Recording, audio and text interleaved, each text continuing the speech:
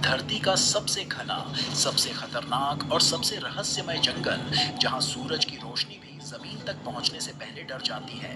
और इसी जंगल को पैदल पार करने का सपना देख लिया एक इंसान ने। इनका नाम है E.T. स्टैफर्ड, और इन्होंने वो कर दिखाया जो आज से पहले किसी भी इंसान ने नहीं किया। लगभग 55 लाख स्क्वायर किलोमीटर में फैला अमेजन जंगल, जहरीले सांप, आदमखोर कीड़े, भूख, बीमारी, बाढ़, और वो रास्ते जहां रास्ता नाम की कोई चीज ही नहीं थी। बिना किसी हेलीकॉप्टर, बिना किसी टीम सपोर्ट और बिना आधुनिक सुविधाओं के E.T. स्टैफर्ड ने इस पूरे जंगल को पैदल पार करने की ठान ली। लेकिन जरा रुकिए, क्या ये सफर इतना आसान था? बिल्कुल नहीं, क्योंकि दुनिया के सबसे बड़े जंगल को पार करने में E.T. स्टैफर्ड को लगे पूरे 860 दिन, यानी 2 साल, 4 महीने और 8 दिन। लेकिन इन 860 दिनों में इनके साथ जो हुआ वो किसी डरावने सपने से कम नहीं था।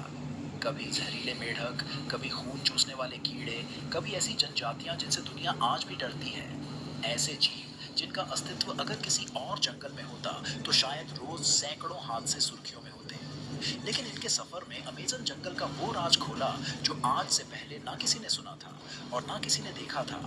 इस वीडियो में हम जानेंगे कि अमेजन जंगल आखिर इतना खतरनाक कैसे बना, क्यों यहाँ के जीव दुनिया के बाकी जंगलों से अलग और ज्यादा जानलेवा हैं, और जब E.T. स्टैफर्ड इस जंगल से बाहर निकले तो उन्होंने इंसानियत को कौन सी चौंकाने वाली सच्चाई बताई। वीडियो के अंत तक बने रहिए, क्योंकि ये कहानी सिर्फ एक इंसान के सफर की नहीं बल्कि जिद और ताकत की है। E.T. स्टैफर्ड एक एक्सप्लोरर थे जो ब्रिटिश आर्मी में काम कर चुके थे और जंगलों में सर्वाइवल ट्रेनिंग भी ले चुके थे। लेकिन एक दिन उनके दिमाग में एक ऐसा ख्याल आया जो आज तक किसी ने सोचा भी नहीं था। उसने सोचा, अमेजन दुनिया का सबसे बड़ा जंगल है, लेकिन क्या कोई इंसान इसे पूरा पैदल पार कर सकता है? क्योंकि आज तक लोग अमेजन को नाव या हेलीकॉप्टर से छोटे छोटे हिस्सों को पार करते थे, लेकिन शुरुआत से अंत तक कोई भी पार नहीं करता था। उसने सोचा कि आखिर है तो ये जंगल ही क्यों ना इसे पैदल ही पार किया जाए। और यहीं से उस सफर की शुरुआत हुई। साल था 2008। E.T. पेरू की पहाड़ियों में पहुंचते हैं, क्योंकि अमेजन नदी का जन्म यहीं से होता है। उनका लक्ष्य साफ था, अमेजन नदी के साथ साथ चलते हुए जंगल के अंदर से रास्ता बनाते हुए ब्राजील के अटलांटिक महासागर तक पहुंचना। शुरुआत में वो अकेले नहीं थे, उनके साथ 2 लोग और थे, कैमरामैन और एक लोकल गाइड। लेकिन अमेजन ने बहुत जल्दी बता दिया, ये जंगल जिस इंसान को चुनता है वही आगे जा सकता है। इस जंगल के हर कदम पर माचेती से झाड़ियां काटनी पड़ती थी। दिन भर चलने के बाद भी ये लोग मुश्किल से 1 से 2 किलोमीटर ही आगे बढ़ पाते थे। इस जंगल के घने होने के कारण सूरज की रोशनी जमीन तक पहुंचती ही नहीं थी, जिसके कारण हर तरफ नमी होने के कारण कीड़े, सांप और जानलेवा मच्छर इनका पीछा करते थे। कुछ ही दिनों में कैमरामैन और लोकल गाइड बीमार पड़ जाता है और वो एक एक करके लौट आते हैं। अब E.T. पूरी तरह अकेले थे। अकेले होने का मतलब था, अगर बुखार आया तो मर सकते थे। हालांकि उनके पास एक सैटेलाइट फोन और एक GPS ट्रैकिंग डिवाइस था जिसे वो इमरजेंसी में इस्तेमाल कर सकते थे। सैटेलाइट फोन होने के बावजूद सबसे बड़ी समस्या थी उसके चार्जिंग की, क्योंकि अमेजन जंगल में बिजली के बारे में सोचना ही बेकार है। इनके पास एक सोलर प्लेट था जिससे ये सैटेलाइट फोन को चार्ज करते थे, लेकिन इस जंगल में धूप महीनों तक चलने के बाद कहीं कहीं दिखाई देती थी। हालांकि सच तो ये था कि अगर इनके साथ कोई हादसा हो जाता तो उठाने वाला कोई नहीं था।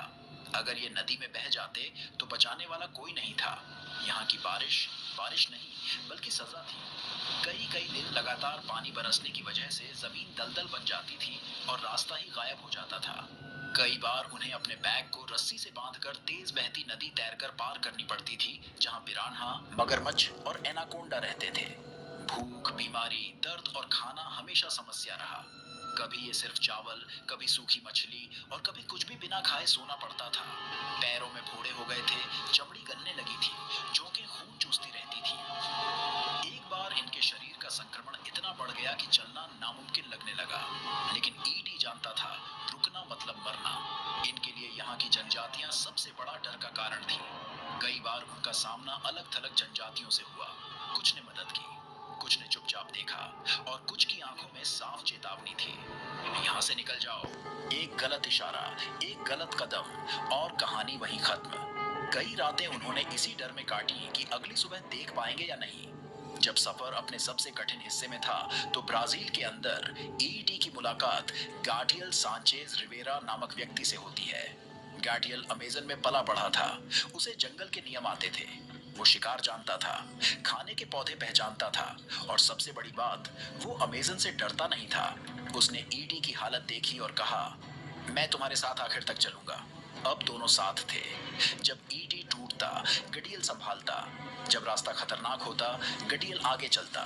लेकिन तब तक ईडी का शरीर और दिमाग दोनों टूट चुके थे। सिर्फ एक चीज बची थी, जिद। 860 दिन बाद जब हरी दीवार टूटी, पहली बार खुला आसमान दिखा, पहली बार सड़क और अटलांटिक महासागर दिखा, तो ईडी को ये एक सपने जैसा लगा। ईडी स्टॉर्फर्ड अब अमेजन पार कर चुका था।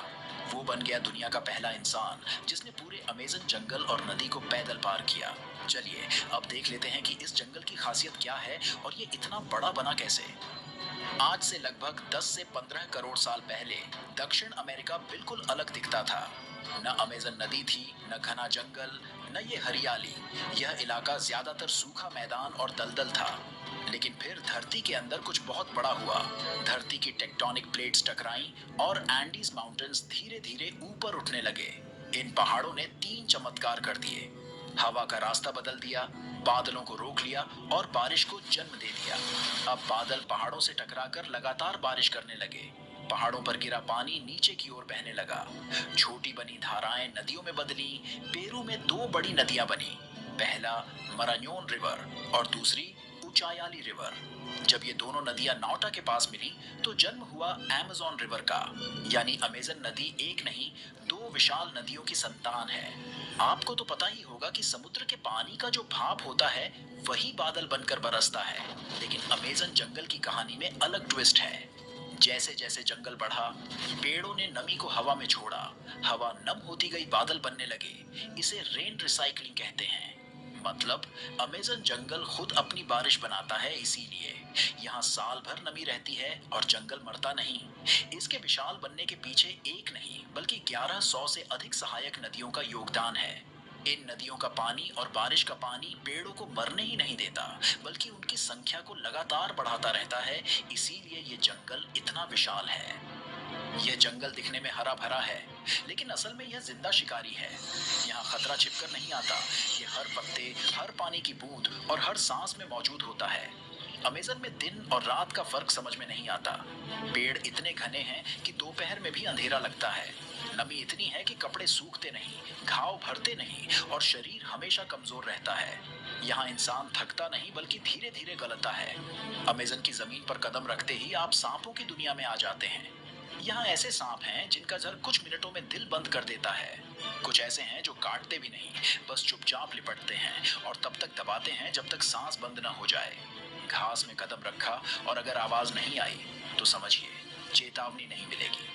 अक्सर हमारे और आपके घरों में पाए जाने वाले मेढक भद्दे और बिना जहर वाले होते हैं। लेकिन सावधान, अमेज़न में सबसे खतरनाक चीजें अक्सर सबसे सुंदर दिखती हैं। चमकीले रंग के मेंढक आपको इतना आकर्षित कर सकते हैं कि इन्हें छुए बगैर आप रह ही नहीं सकते। लेकिन इन्हें छूना मौत का न्योता जैसा है। इनके शरीर पर इतना जर होता है कि एक छोटा सा स्पर्श कई इंसानों को मार सकता है। अमेज़न में एक चींटी है, बुलेट एंट। इसके काटने पर लोग कहते हैं जैसे किसी ने गोली मार दी हो, लेकिन सच इससे भी बदतर है। इसका जर इतना दर्दनाक होता है कि कई लोग दर्द से रोने नहीं, चिल्लाने लगते हैं।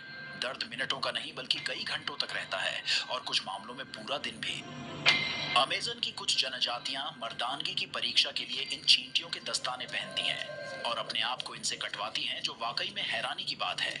कई लोगों का कहना है कि अमेज़न जंगल में अगर सबसे ज्यादा और हर जगह पाया जाने वाला कोई जीव है तो वो मच्छर है। लेकिन इन्हें आम मच्छर समझने की भूल मत करना, क्योंकि इनका एक कांटा मलेरिया, डेंगू और पीला बुखार ला सकता है। अमेज़न में सिर्फ जमीन नहीं, हवा भी खतरनाक है। यहाँ ऐसी मकड़ियाँ और कीड़े हैं जिनका काटना इतना दर्दनाक होता है कि लोग दर्द से पागल हो जाते हैं। कुछ कीड़े ऐसे हैं जो त्वचा के नीचे अंडे दे देते हैं। आपको तब तक पता नहीं चलता जब तक शरीर के अंदर कुछ हिलता महसूस ना हो। अमेज़न की नदियाँ वैसे तो शांत दिखती है, लेकिन इन नदियों में उतरना मतलब खतरे को बिल्कुल दावत देने जैसा है, क्योंकि दुनिया का सबसे भारी सांप ग्रीन एनाकोंडा इस जंगल के जीवों को पकड़ने के लिए घात लगाए नदी के अंदर बैठा होता है। इसका शरीर इतना मोटा और भारी होता है कि एक बार लिपट गया तो निकलने का मौका नहीं मिलता। ग्रीन एनाकोंडा का शिकार आमतौर पर हिरण, सूअर, मगरमच्छ और बड़े जानवर होते हैं, लेकिन इंसान इसके लिए बहुत बड़ा नहीं है।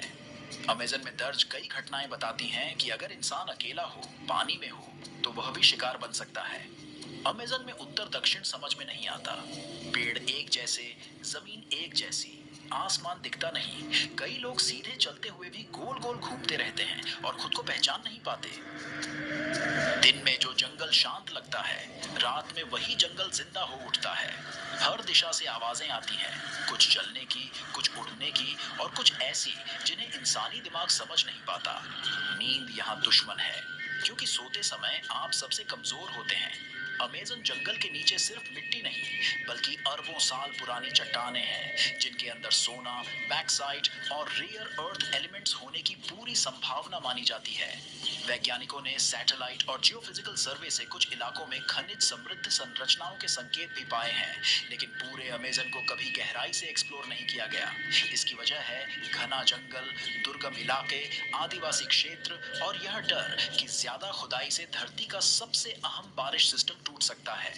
कई जगह जानबूझकर खुदाई रोकी गई है, क्योंकि अमेज़न सिर्फ जमीन नहीं बल्कि पूरी दुनिया की सांसों से जुड़ा है। इसलिए माना जाता है कि नीचे शायद अनमोल खजाना छिपा हो, लेकिन उसे छूने की कीमत बहुत भारी हो सकती है। अमेज़न धरती का फेफड़ा कहा तो जाता है और ये 20% ऑक्सीजन भी देता है, लेकिन हमें और आपको नहीं, बल्कि ये ऑक्सीजन बना के खुद गटक लेता है। फिर भी अमेज़न हमारे लिए बेहद जरूरी है, क्योंकि यह धरती की बारिश और जलवायु को नियंत्रित करता है और अरबों जीवों का जीवन